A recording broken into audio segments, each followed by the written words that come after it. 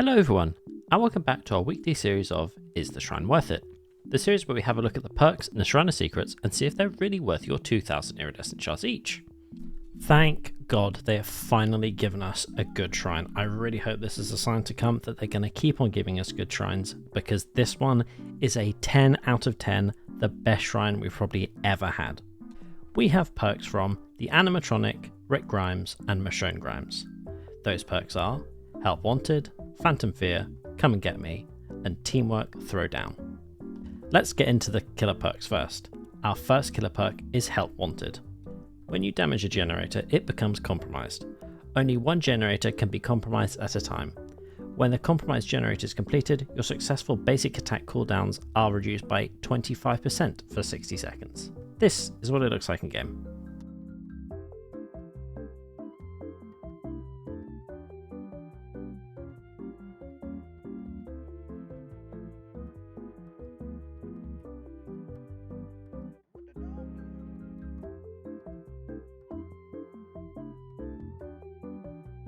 Now I realise my basic attacks were in midair and not successful ones, so please forgive that.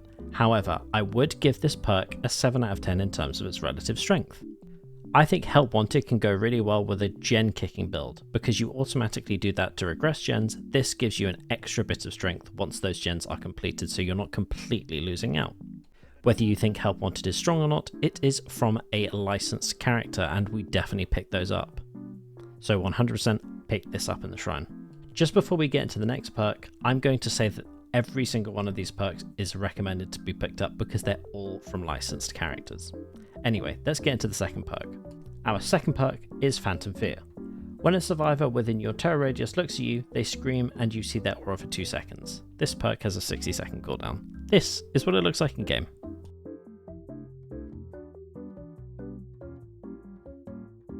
I'm going to give this perk a 9 out of 10. I actually think it's incredibly strong. Information is key in this game, and as a killer, knowing the auras of your survivors is very, very important. This added with Lethal Pursuer gives you 4 seconds of seeing someone's aura if they just look at you within your terror radius. Loads of killers have loads of add-ons where your terror radius increases as well, so you can basically see people almost halfway across the map with some of them. Whether you think this is strong or not, 100% Phantom Fear is worth picking up in the shrine this week. Let's move on to the survivor perks. Our first survivor perk is Teamwork Throwdown. When you pallet stun or blind the killer, other injured survivors within 24 meters gain endurance and see the killer's aura for 10 seconds. This is what it looks like in game.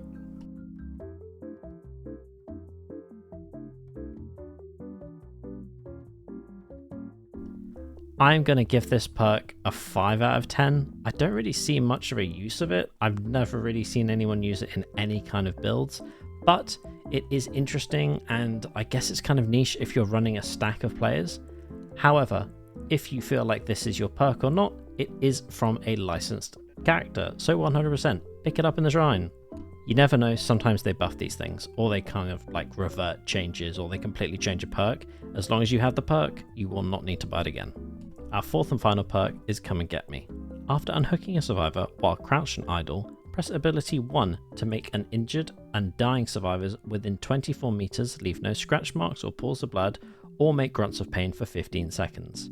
You scream and see the killer's aura for 5 seconds. This is what it looks like in game.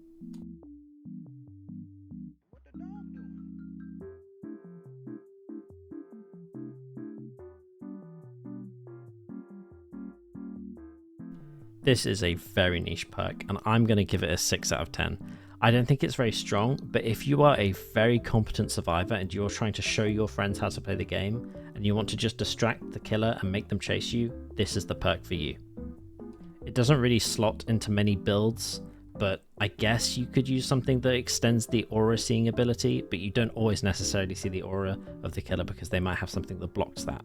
Whether you think it's strong or not, this perk is from Rick, and Rick is a licensed survivor, so 100% pick it up. So to recap this week, you want to pick every single one of these perks up.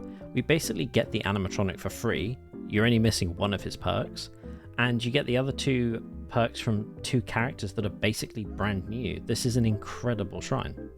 Thank you for watching, and I will see you next week for hopefully another great shrine like this. See you then, bye bye.